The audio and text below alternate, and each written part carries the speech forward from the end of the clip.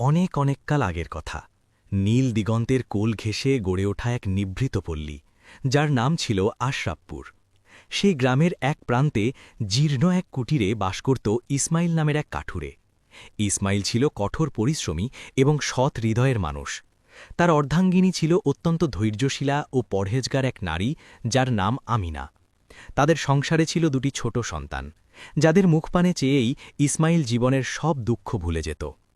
রোজ সূর্যোদয়ের আগেই ইসমাইল তার কাঁধে ধারালো কুড়ালটি তুলে নিয়ে গভীর অরণ্যের দিকে রওনা হতো।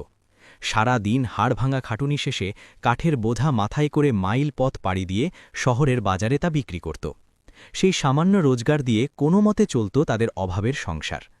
একদিনের কথা, মরুঝড়ের মতো লু হাওয়া বইছিল, আর সূর্যের প্রখর তেজ যেন আসমান থেকে আগুনের ফুলকি ছড়াচ্ছিল। বনের গহীনে কাঠ কাটতে কাটতে ইসমাইল ক্লান্তিতে লুটিয়ে পড়ার মতো অবস্থায় পৌঁছাল। সে ভাবল, শরীরের ওপর বড্ড বেশি জুলুম হয়ে যাচ্ছে, একটু জিরিয়ে নেওয়া দরকার। খুঁজতে খুঁজতে সে এক প্রাচীন ঝিলের ধারে গিয়ে উপস্থিত হল। গ্রামের প্রবীণরা বলতেন, এই ঝিলতে সাধারণ কোনো জলাশয় নয়, বরণের গভীরে কোনো আদিভৌতিক রহস্য বা কোনো প্রাচীন রাজ লুকিয়ে আছে। ইসমাইল ঝিলের পাড়ে একটি বিশাল বৃক্ষের তলে বসে ঠান্ডা জল পান করল এবং কিছুক্ষণের জন্য চোখ বুজিয়ে বিশ্রাম নিতে চাইল। হঠাৎ করেই ঝিলের মাঝখান থেকে এক অদ্ভুত ছটা তার চোখে এসে বিঁধল। সে চোখ কচলে ভালো করে তাকিয়ে দেখল, ঠিক মাঝখানে সোনা ও রূপার কারুকাজ করা একটি বিশাল কলস ভাসছে, যা সূর্যের আলোতে হিরণময় দ্যুতি ছড়াচ্ছে। ইসমাইল নিজের চোখকে বিশ্বাস করতে পারছিল না। সে বিড়বিড় করে বলতে লাগল, আরে, এটা কি করে সম্ভব? এই নির্জন ঝিলের বুকে এমন মহামূল্যবান কলস কোত্থেকে এলো? আমার তো মনে হচ্ছে আজ আমার তাকদীর বদলে যাবে। ইসমাইলের মনে এক মুহূর্তের জন্য শয়তান প্রলোভন জাগিয়ে দিল। সে কল্পনা করতে লাগল, যদি এই কলসটি জহরত আর আশরাফিতে ভরা থাকে, তবে তার ৭ পুরুষ আর কখনো দারিদ্র্যের মুখ দেখবে না, তাকে আর রোদে পুড়ে কাঠ কাটতে হবে না। সে ভাবল, জলদি করে কলসটি হাতাতে হবে, নতুবা অন্য কেউ দেখে ফেললে বিপদ। ইসমাইল কোনো প্রকার পরিণাম চিন্তা না করেই নিজের কুড়ালটি পাড়ে ফেলে ঝিলের নীল জলে ঝাঁপিয়ে পড়ল। সে হাত চালিয়ে দ্রুত কলসের দিকে এগিয়ে যেতে লাগল, কিন্তু যেমনই সে কলসটির একদম কাছে পৌঁছাল, অমনি সেটি জাদুকরীভাবে কয়েক হাত দূরে সরে গেল। ইসমাইল অবাক হয়ে ভাবল, এ কি ভেলকি? আমি এগিয়ে যাই আর কলসটি দূরে পালায় কেন? থাম, আমি তোকে আজ ধরেই ছাড়ব। ইসমাইল তার শরীরের শেষ শক্তিটুকু নিংড়ে দিয়ে সাঁতরাতে লাগল, কিন্তু যতবারই সে কলসটি ধরতে হাত বাড়াল, ততবারই সেটি আরও দূরে চলে গেল। অবশেষে কলসটি ঝিলের অন্য প্রান্তের পাড়ে গিয়ে স্থির হল। ইসমাইল ক্ষিপ্ত হয়ে বলল, এই অভিশপ্ত বস্তু নিশ্চয়ই আমার সাথে লুকোচুরি খেলছে, কিন্তু আমি ইসমাইল হাল ছাড়ার পাত্র নই, এমন নসিব বারবার ফিরে আসে না।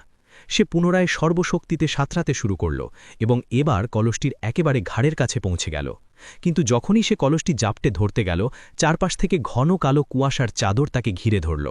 সেই কুয়াশা এতটাই অন্ধকার ছিল যে ইসমাইল নিজের হাত পর্যন্ত দেখতে পাচ্ছিল না।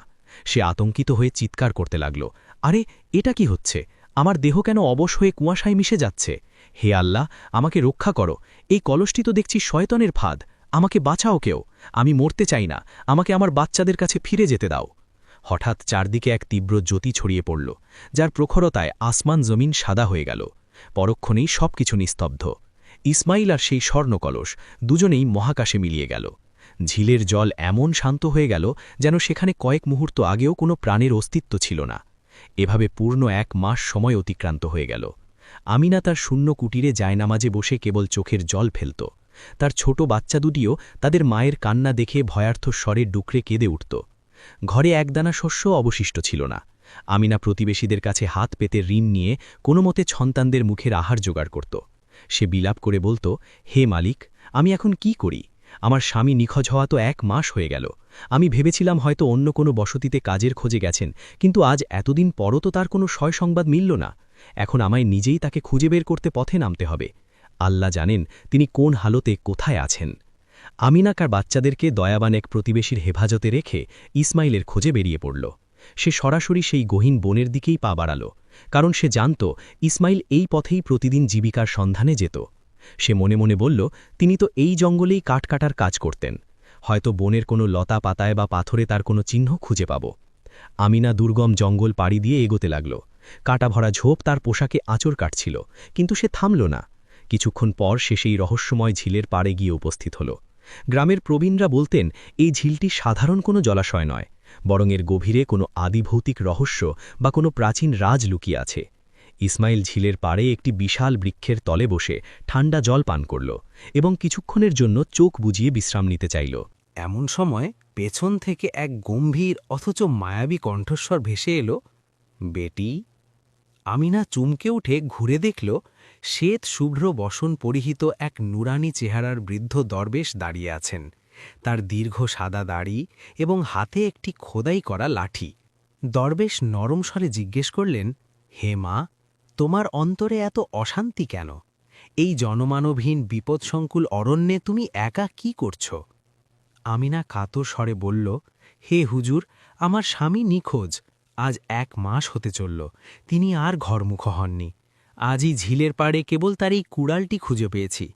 দরবেশ একটি গভীর দীর্ঘশ্বাস ফেললেন এবং অত্যন্ত গুরুত্বের সাথে বললেন, মা, আমার নসিহত শোনো। তোমার স্বামী যেখানে হারিয়ে গেছেন সেই গূঢ় রহস্যের পেছনে ছুটো না, নতুবা তুমিও সেই রহস্যের জালে এমনভাবে আটকে পড়বে যে আর কোনোদিন আলোর মুখ দেখবে না। যদি নিজের জীবন রক্ষা করতে চাও তবে এখনই তোমার নীড়ে ফিরে যাও। আমিনার 2 চোখ দিয়ে অশ্রু ঝরতে লাগল। সে বলল, কিন্তু হুজুর, আমার স্বামীই আমার পৃথিবী। আমরা একসাথে কত অভাব অনটন সহ্য করেছি, তাকে ছাড়া আমি বাকি পথ কিভাবে চলব? দরবেশের মুখমণ্ডলে বেদনার আভা ফুটে উঠল। তিনি তার লাঠিটি মাটিতে গেঁথে বললেন, বেটি, আমি তোমার হৃদয়ের হাহাকার অনুভব করছি, কিন্তু শোনো, তোমার বাড়িতে 2টি ছোট এতিমসম শিশু রয়েছে যারা তোমার ফেরার অপেক্ষায় পথ চেয়ে বসে আছে।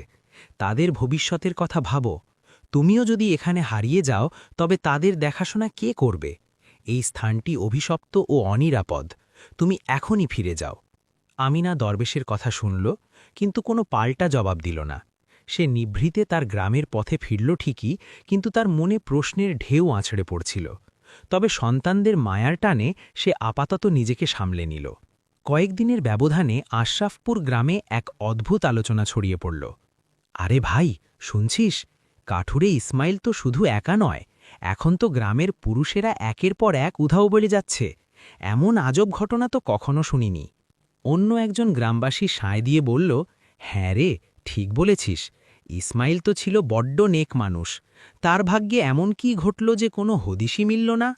আমার মনে হচ্ছে আমাদের গ্রামের ওপর কোনো আজাবের ছায়া নেমে আসছে, নতুবা জ্যান্ত মানুষ রাতারাতি হাওয়া হয়ে যাবে কেন? গ্রামের অবস্থা ক্রমেই ভয়াবহ হতে লাগল। একের পর এক সামর্থ্যবান পুরুষেরা রহস্যজনকভাবে গায়েব হয়ে যেতে লাগল। সারা গ্রামে হাহাকার পড়ে গেল। বয়োজ্যেষ্ঠরা বলতে শুরু করলেন, এ তো সেই বহু বছর আগের ঘটনারই পুনরাবৃত্তি হচ্ছে, যা আমাদের পূর্বপুরুষেরা বলেছিলেন। একবার এভাবেই এই গ্রাম পুরুষ শূন্য হয়ে গিয়েছিল। এখন যদি আমরা শক্ত হাতে এর মোকাবিলা না করি তবে শুধু মহিলারা বেঁচে থাকবে আর গ্রামটি ধ্বংসের পথে যাবে। এই ঘোর বিপদের সময় গ্রামের মাতব্বর বা সর্দার, যার নাম ছিল মনসুর আলী, তিনি অন্য একটি এলাকা থেকে ফিরে এসে এই চরম সংকটের কথা জানতে পারলেন। তিনি দ্রুত গ্রামের চত্বরে একটি জরুরি সভা ডাকলেন। মনসুর আলী গম্ভীর কণ্ঠে ঘোষণা করলেন, শোনো গ্রামবাসী, আমাদের গ্রামের ওপর এক অদ্ভুত সংকট নেমে এসেছে। যে সাহসী যুবক এই রহস্যের সমাধান করতে পারবে এবং আমাদের হারিয়ে যাওয়া মানুষদের ফিরিয়ে আনতে পারবে, তাকে আমি রাজকীয় পুরস্কারে ভূষিত করব। এমন সময় জটলার মাঝখান থেকে এক টকবগে যুবক সামনে এগিয়ে এলো, যার নাম ছিল ফয়সাল। সে নির্ভীক কণ্ঠে বলল, সর্দার সাহেব, আমি এই রহস্যের কিনারা করব। আমি কথা দিচ্ছি, আমাদের নিরুদ্দেশ হওয়া ভাইদের আমি ফিরিয়ে আনবই ইনশাআল্লাহ। ফয়সালের সাহস দেখে মনসুর আলী খুশি হলেন। এরপর ফয়সাল সেই অভিশপ্ত অরণ্যের দিকে পা বাড়াল। সে চিন্তা করছিল, এরা সবাই তো এই বন থেকেই নিখোঁজ হয়েছে, কিন্তু এর পেছনের কারণটা কি হতে পারে? ঠিক তখনই সেই নুরানি চেহারার দরবেশ আবারও প্রকট হলেন। তিনি বললেন, সুবহান আল্লাহ যুবক, তুই কি নিজের মৃত্যুকে আলিঙ্গন করতে এখানে এসেছিস? ফয়সাল বিনয়ের সাথে বলল, হুজুর, আমি আমার স্বজনদের এই আযাব থেকে মুক্ত করতে চাই। আপনি আল্লাহর ওয়াস্তে আমাকে বলে দিন তারা কোথায় আটকা পড়েছে। দরবেশ তাকে সতর্ক করে বললেন, এই পথে পা দিলে ফিরে আসার সম্ভাবনা খুবই কম। তুই কি নিশ্চিত? ফয়সাল দৃঢ়ভাবে জবাব দিল, আমি যে কোনো ত্যাগের জন্য প্রস্তুত। দরবেশ তার একাগ্রতা দেখে বললেন, ঠিক আছে, তবে শোন, সোজা এগিয়ে গিয়ে সেই প্রাচীন ঝিলের পাড়ে যাবি। সেখানে দেখবি একটি সোনালি কলস, সেই কলসটিই হলো তোর প্রবেশের একমাত্র চাবিকাঠি। যাও, আল্লাহ তোমার সহায় হন। ফয়সাল দ্রুত ঝিলের পাড়ে পৌঁছে গেল এবং কলসটি দেখতে পেল। সে ভাবল, আমার ধন সম্পদের কোনো প্রয়োজন নেই, আমার দরকার আমার মানুষদের। ফয়সাল ঝিলে ঝাঁপ দিল এবং যেমনই সে কলসটি স্পর্শ করল, এক প্রচণ্ড আলোতে সে বিলীন হয়ে এক ভিন্ন জগতে পৌঁছে গেল। সেখানে গিয়ে সে দেখল এক অদ্ভুত দৃশ্য। চারদিকে বিশালাকার মাটির কলস রাখা, আর প্রতিটি কলসের মুখ থেকে কেবল একজন করে নিখোঁজ মানুষের মাথা বেরিয়ে আছে। ফয়সাল শিউরে উঠে ভাবল, এ তো এক মায়াবী বন্দিশালা। তখনই এক রহস্যময়ী রূপসী নারী সামনে এলো, যার নাম ছিল লয়লা। তার মুখ নেকাবে ঢাকা, কিন্তু চোখ দুটি ছিল গভীর ও বেদনাময়। সে তার বাঁশিতে এক করুণ সুর তুলল। সেই সুরের মূর্ছনায় ফয়সাল নিজের নিয়ন্ত্রণ হারিয়ে লয়লার পেছন পেছন হাঁটতে শুরু করল। এক স্থানে গিয়ে লয়লা অট্টহাসি হেসে উঠল।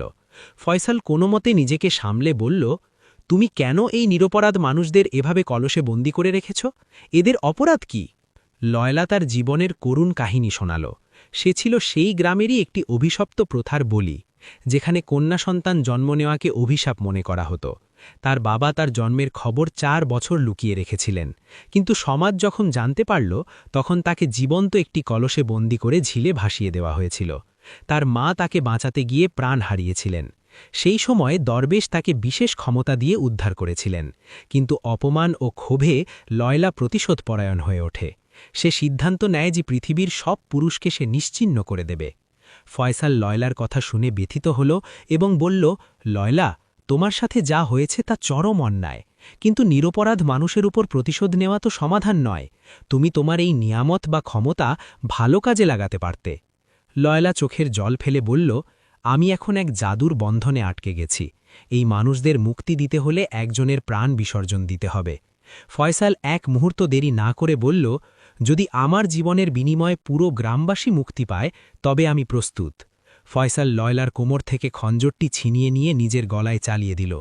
তার ত্যাগে চারদিকের মায়া ভেঙে গেল, কলসগুলো চূর্ণ বিচূর্ণ হয়ে গেল এবং সব মানুষ ঝিলের পাড়ে ফিরে এলো। লয়লা ফয়সালের এই অকৃত্রিম ত্যাগ দেখে কেঁদে ফেলল। সে তার অবশিষ্ট সব জাদুকরী ক্ষমতা দিয়ে ফয়সালের শরীরে হাত রাখল এবং প্রার্থনা করল। অলৌকিকভাবে ফয়সাল পুনরায় প্রাণ ফিরে পেল। সব গ্রামবাসী ফয়সাল ও লয়লাকে কৃতজ্ঞতার সাথে আলিঙ্গন করল। তারা তাদের ভুল বুঝতে পেরে প্রতিজ্ঞা করল যে আজ থেকে আশরাফপুর গ্রামে ছেলে ও মেয়েকে সমান মর্যাদা দেওয়া হবে এবং কন্যা সন্তানকে আল্লাহর রহমত হিসেবে গ্রহণ করা হবে। গ্রামে খুশির ঢোল বাজতে লাগল এবং ফয়সাল ও লয়লার ধুমধাম করে নিকাহ সম্পন্ন হল। তারা সুখে শান্তিতে সেই গ্রামে বসবাস করতে লাগল।